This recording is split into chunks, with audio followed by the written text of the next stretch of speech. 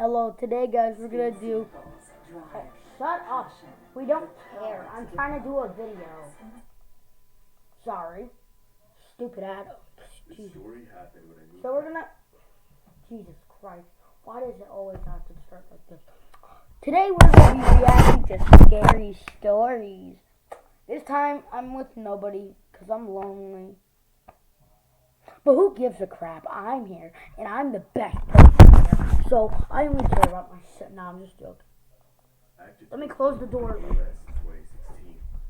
originally from Japan, but my parents and I moved to the United States. Hey, baby girl, what you doing in Japan?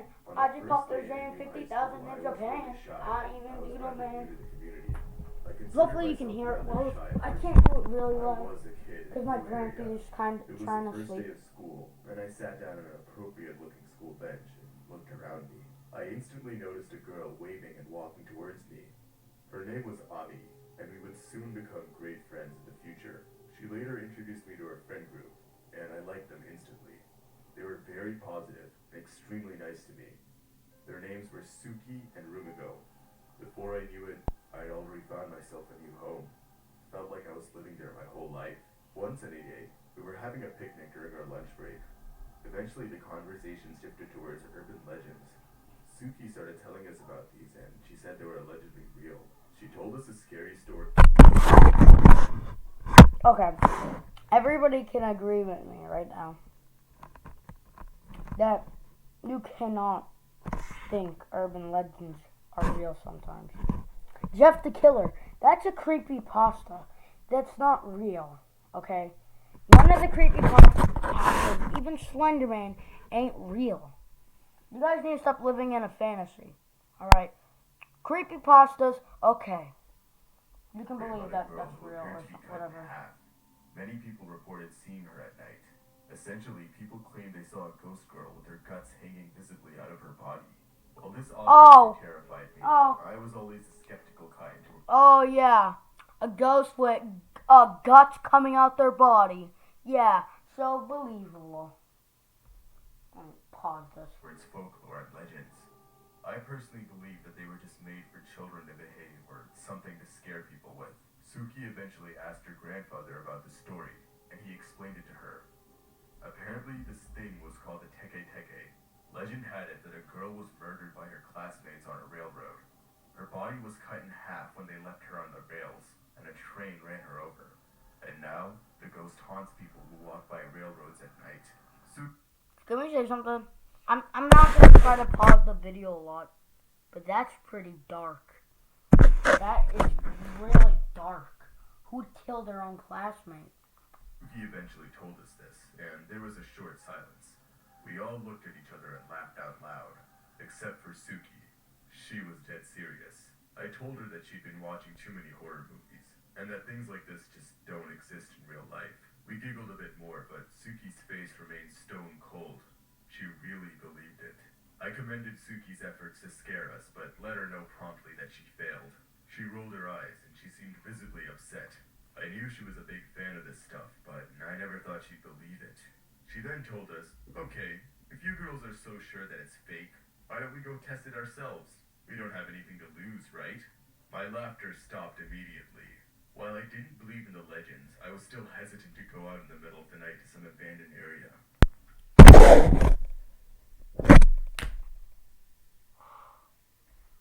That's all I have to say.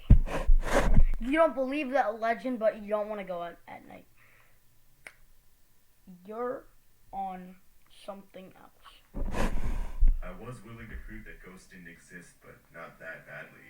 I had no problem proving Suki wrong, but crazy people and animals in the middle of the night were an actual threat. So, are we going to some abandoned canal or sketchy location to prove this? I asked Suki. No. The trial will take place in our school, Suki said. I let out a sigh of relief. I mean, it was our school. We've all been there before, and there's plenty of people at all hours. So, what will we do? I asked Suki. Suki told us that we would be trying to summon a girl named Hanako-san. The urban legend regarded a girl who committed suicide on the third stall of the third floor of her school. We would have to enter that stall of our school, say her name, and punch 3 times in the stall doors. Then she might appear. We decided to meet after our extracurricular activities in a third-floor toilet at around 7 p.m. For context, I joined a few classes where I volunteered to help my art teachers at school. It was a great way to spend my free evenings. Making origami and hanging out with people my age beat being bored at home any day. The extracurricular itself ended at around 7 p.m., so it was a perfect time to meet with the girls in the bathroom. There really weren't going to be any kids to bother us, and the school was technically open at this time. And so we proceeded with our plan. Roughly after 7 p.m., we met in the toilet. Suki had already prepared a few candles and warned us not to turn on any lights. She had her hood up. It was already giving me the creeps. We stood in a circle and looked at each other with straight faces. It was starting to look like some sort of cult. At this point, I was already getting creeped out. It started looking like a cult. A cult? Come on.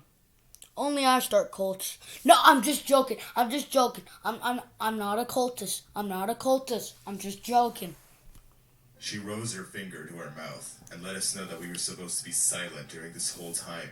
She then took a red pencil out of her bag and drew something on the third stall. She told us quietly to hold each other's hands, and we did. We held each other's hands tightly, and Suki started mumbling something under her breath. She then said loudly 3 times, "Hanako-san, can you hear me?" I closed my eyes out of fear.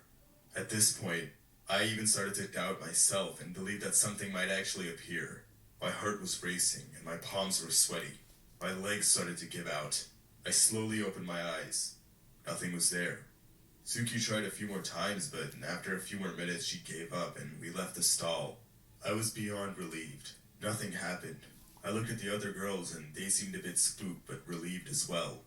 Suki finally gave in and said maybe we were right. She put out the candles and we packed our stuff and left. It was already dark outside and I knew my mom would be mad. I forgot to text her earlier that I would be later than usual. When we left school, I tried to reach inside my backpack and find my phone to text my mom. I shuffled around, but it wasn't there. Damn it, I must have left it in the windowsill of the bathroom. I looked up at that bathroom window, and the thought of going back in there sent chills up my spine. I eventually excused my friends and ran into the building. There was no one there except for me and the janitor working the late shift. I went up the stairs and slowly went by the bathroom doors. There was a dead silence by the opening. No lights were on. I was afraid to go in there. I'm giving you a warning. I haven't watched this at all, but I know this is gonna. I'm gonna shoot my pants. I'm gonna shat my pants. Warning, this probably is gonna be something creepy. So if you want to click off the video right now, there's a little cursor right there. Well, at least for me. You can scroll up, exit tab, bam. So, but if you want to get creeped out, came to the right place. Alright, I'm gonna stop being weird. I heard a rumbling noise from the inside. No way I'm going in there, I told myself. But I stopped for a second and thought about it. I'm not gonna leave my phone in there. If I allow that to happen, someone's just gonna take it the next day. And what, I'm gonna allow that to happen because of something fake? And what would I tell my mom after losing a $1,000 phone? No way. I'm going in. I walked in and saw my phone straight away at the end of the bathroom. I tried turning on a light, but it wasn't working. That's weird. I had no time to waste, so I ran quickly to get my phone. I was happy to have it. But before I turned around and waved to my friends outside, I heard a thudding sound behind me. This time, twice as loud. It was coming from the third stall. I was paralyzed by fear. I looked up and down the stall and spotted a brown robe swinging over it. There was blood coming out from the bottom of it. I didn't want to see anything more. I ran out of the toilet as fast as I could, never even thinking about looking back. I told no one about it and tried to block it from my mind. If it really happened, this would destroy my mental health and the perception of my world. It couldn't be true. I couldn't have seen a real ghost. It can't be. As I came back home, I tried to go to sleep, but I couldn't close my eyes. I was so afraid she would come to me. I was up all night on guard, looking around my room. I even had a nightstand lamp turned on because I couldn't see the whole room clearly. I felt like a wreck the next day. My mom tried to ask me what's wrong. I looked so tired and paranoid, but I didn't speak a word to her during breakfast. I was paranoid and terrified of the thought of going to my first class. It was on the 3rd floor. But what I saw as I walked up the stairs was somehow even more petrifying. The toilet doors were blocked by a few police officers, and around them was yellow police tape. One of my friends approached me and told me about a horrific incident. Apparently, a lower-grade girl committed suicide yesterday right after we left the bathroom. She waited for us to leave and then attempted to cut her wrist. That didn't work, so she hung herself. It then clicked, and I realized what I saw last night. It wasn't a ghost. It was a person. I was an eyewitness to that girl taking her own life, and I did nothing. Oh my I God. couldn't believe I just ran away in anticipation of it being a ghost. I burst into tears, still telling no one that I was there, afraid of the Alright, we'll be right back after this ad. phone. Okay, I'm back. It may not be a ghost, but the guilt of what happened that night will haunt me for the rest of my life. I always considered myself to be a low-risk type of person. Alright, we need to pause the video right there. Raise your hand if you weren't scared. How was that? That was such a letdown. Honestly. You couldn't show something scarier? Like at least a boo, a chew, a Pikachu. Something scary at least. Okay? Something scary. Jesus. I don't like this channel. Jesus. Well, we better get back to it. I never really had gotten into any super dangerous or life-threatening situation. But that changed 4 summers ago. You'll believe me by the end of the story when I tell you that this experience changed my life forever. We were just let out on break by our school, and my friends were eager to go and do something stupid as usual. I was the responsible one of the group, if you will. It was honestly quite surprising that I even hung out with these adrenaline junkies. I was never a risk taker. I would always consider the consequences to my action before I took them. Many times, I was the balancing factor to my friends' crazy antics. Despite this, I loved hanging out with them.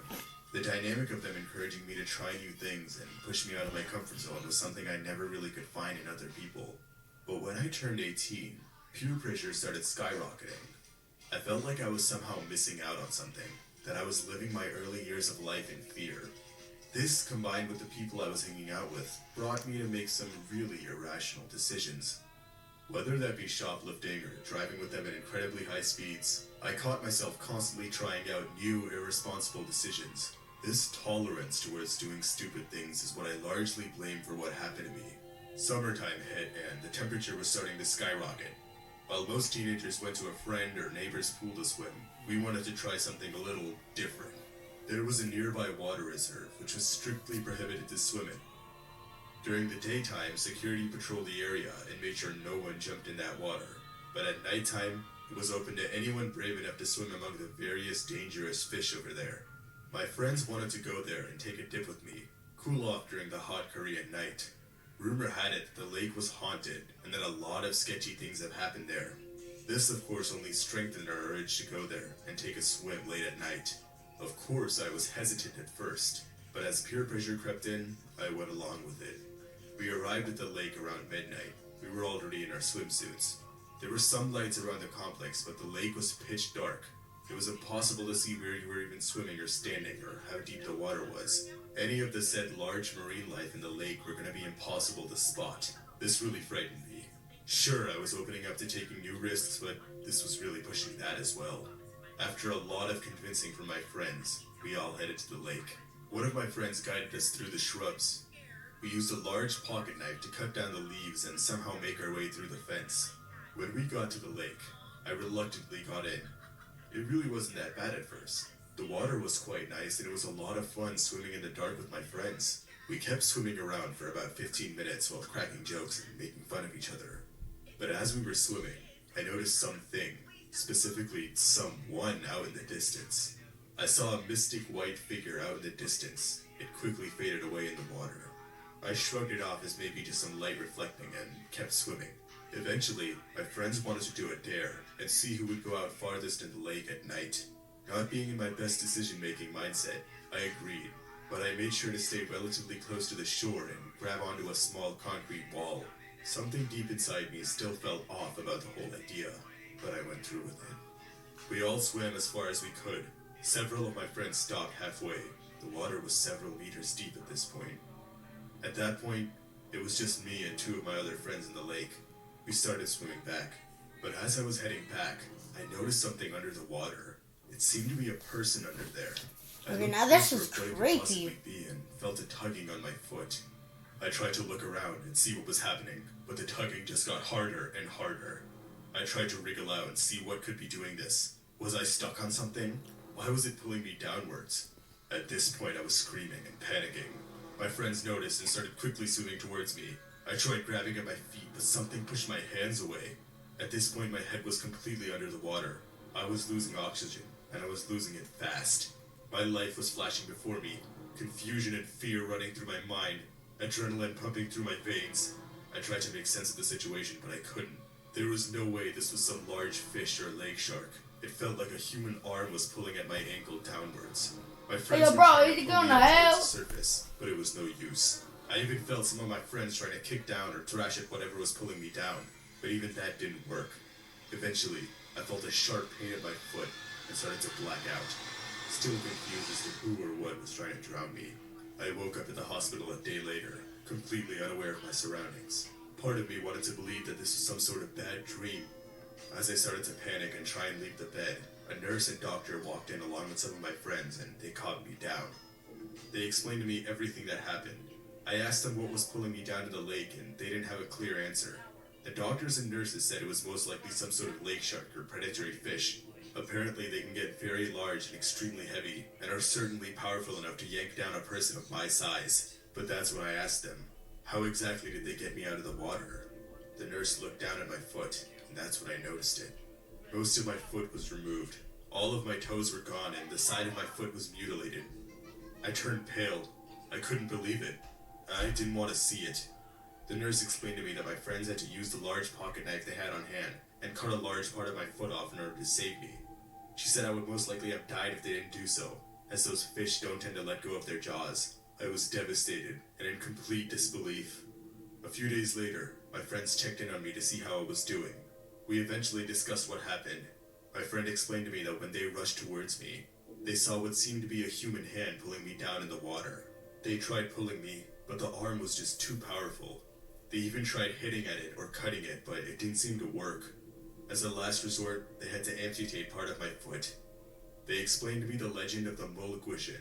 As per Korean legend, vengeful spirits that were taken from this world too early often sought violent actions against unsuspecting victims. The lake we were swimming at was apparently a common spot for the mafia to execute people and dump their bodies too.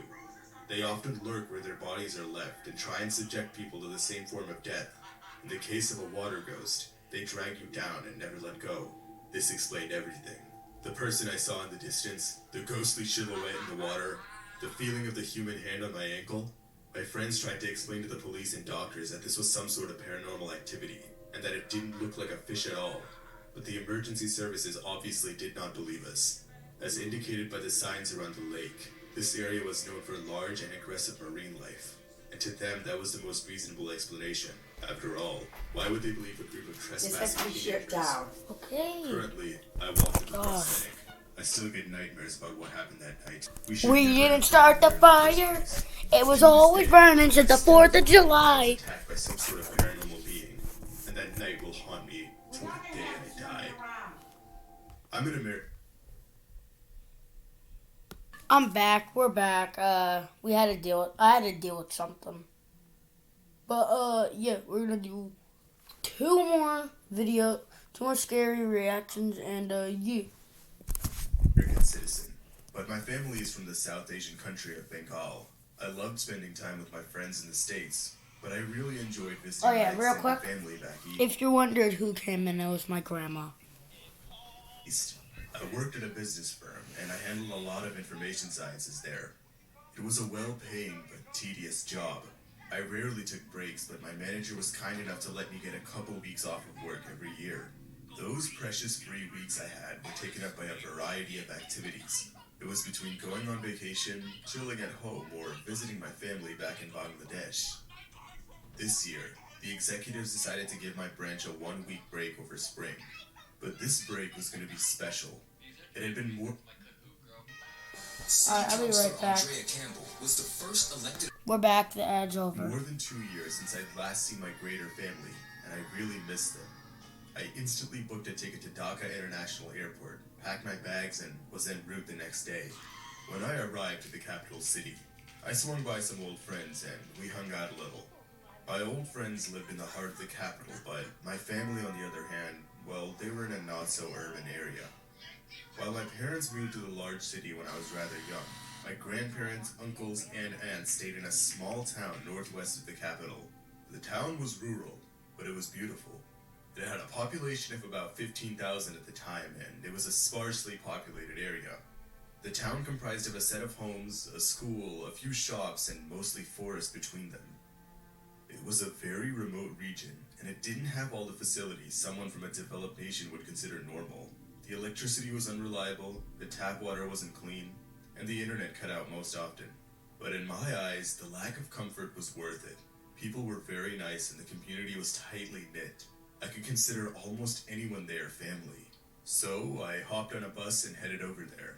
It was a long and bumpy ride, but I got there in one piece. After years, I was finally reunited with my family. The village was just as beautiful as it was. At the door, I was greeted by my sister, my cousin Babel, my family dog, my mother, and my Aunt Tara. She happened to be visiting from a neighboring village. Now don't get me wrong, I love my family and it's always a blast seeing them. But my Aunt Tara was a bit odd, we'll say. Aunt Tara was a strong believer in superstitions and spiritual things. The things she'd say or try to make us do were extremely bizarre sometimes. She was seemingly a nice person, but was difficult to spend time with. She had a few quirks, if I can put it shortly. She would always tell us these terrifying ghost stories when we were kids, but most of the time, they weren't even for fun. She was serious. After catching up with my family, we quickly stepped inside and I unpacked my bags. But as I was unpacking, I felt a pair of eyes on me. It was my aunt. Sure, she was an oddball, but this was weird even for her. "Are you okay, Auntie?" I asked. She kept staring for a bit longer, but snapped out of it. "I'm fine," she said. "But the presence around us isn't," she continued. I was taken aback. I honestly thought she was done with this spiritual nonsense.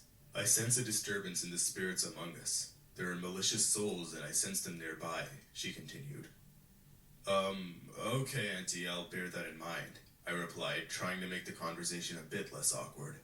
"Be careful, and don't go out at night. Find a nearby shrine if you feel watched." She abruptly walked away. At this point, I was more annoyed than scared. I was honestly reluctant to even stay the night if she continued these antics. My thought was interrupted by my mom calling us out for dinner. Her food was delicious, so naturally I rushed over to the dining room. But as we were eating, my aunt was still acting strange. She had a sort of pendant necklace with a holy symbol on it. Every time we tried to include her in the conversation or asked her anything, she'd passively change the topic. She seemed very suspicious of something. We eventually just ignored her behavior and continued with our nights. But as I was about to sleep, my aunt knocked on my door. She told me once again to not step out at night, and that she was very worried for our safety. I couldn't believe it. She's still droning on about these spirits. I just shut the door and ignored her. I tried my best to go to sleep, but my jet lag was keeping me up. Bangladesh was about 13 hours ahead of the US West Coast, and my body clock was completely flipped. I tried watching some videos on my phone in hopes of passing time, but the internet eventually cut out, and it was just me alone in a dark room. I thought about going out on a night walk, but then remembered what my aunt said. I didn't believe in that stuff, but part of me was telling me that it may actually be a bad idea going out at this hour. But my boredom was getting to me, and I said hell with it. My dog awoke to the sound of me stepping outside and started acting up. At first I thought he was just cranky and tired, but he seemed to growl at me as I got closer to the door. That was odd. I ventured out anyways. As I stepped out, I felt the crisp air hit my skin. The village didn't have many streetlights, and it was all engulfed in forest. There was a trail over to the side of the street my house was on, and I proceeded through there. At first, nothing unusual seemed to be occurring. The sound of the crickets roared as I walked through the wilderness on a dirt path. But as I was walking, I felt watched. I tried to shrug it off as my aunt getting to me, but I almost felt a chill going up my spine. I kept hearing a loud voice coming from a distance behind me. It seemed to be an owl, but as the hooting of the owl got closer and closer, there seemed to be something seriously wrong with it. The owl hoots were almost human. The sounds the owl made kept switching back and forth from an actual owl to what seemed to be a person impersonating one. The hooting got louder and louder, but I never noticed an owl in sight. I surveyed my surroundings and saw a Can we just say something real quick? That guy looks kind of gay. Alright, that's all I had to say. misty black figure in the shadows. It quickly vanished behind a tree. I kept scanning up and down the trees to find out what was around me, and I noticed the silhouette of an owl in a tree, but as I blinked, it disappeared again. What was happening? Was it my eyes still adjusting to the dark? Maybe my jet lag was getting to me. The hooting suddenly stopped, and the forest was dead silent. My breath sounded like a roar. I slowly looked over my shoulder only to see it. In the darkness, I made out an owl sitting in a tree. The owl somehow morphed itself into a shadowy humanoid ghost form. I couldn't believe my eyes. I didn't want to believe my eyes. The misty creature slowly morphed around and started shifting from tree to tree, getting closer to me. At this point, I sprinted. I sprinted as far as I could. What the hell is that run? Yeah, I'm trying to run from a killer. Never do that. If you're getting chased, this is the killer, right? Oh, shit. Hold on, I'll be 1 minute. I'm the killer and I came to kill you. Ah! Just don't do that, man. You're gonna get yourself killed. Adrenaline rushing through every ounce of my body. I heard the hooting start again behind me. This time like it was angry. I kept sprinting out of the woods. I ran. I looked towards my parents' house. I couldn't think of anywhere else I could hide. When I got to my house, before I could even say anything, my aunt was waiting by the front door. She dragged me in. The creature was still following me. I could hear voices at the edge of the forest where my house was. My aunt quickly took me over to her house's shrine and kept me there between a few idols. I waited and waited, confused and terrified. Eventually, the sun rose. I somehow mustered the strength to step out of the prayer room. My aunt was waiting outside the door. I explained to her everything that happened. The owl, the noises, the weird misty figure, and how it somehow chased me home. She explained to me that I was very lucky to be alive, and that I'd encountered something called a Penchapechi. Penchapechis are a form of unsatisfied or malicious spirits that haunt the forests of Bengal. They take the form of owls and follow travelers in the woods until they're alone and cornered. The ghost would then consume its prey like a zombie and continue to its next victim. She said that she felt the presence of many angry or ill-intended spirits in the area. She felt a rise in these ghosts were most likely due to the flood in a neighboring region that killed many people. The spirits of those people did not feel satisfied with their lives. Most of them died far too young and continued to live in the afterlife as ghosts. That story occurred about a year back, and I haven't gone back since. But if I do, I will definitely listen to my aunt. High school girls, oh my god. 90% of science. No, I know it's the end of the video, but I need to show you something funny. God, Jonathan's so fine. Jonathan. Me walking into my mom's room at 4 a.m. to tell her I threw up. Mama, I froed up.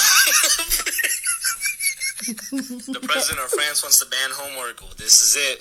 Bonjour, my petite croissant.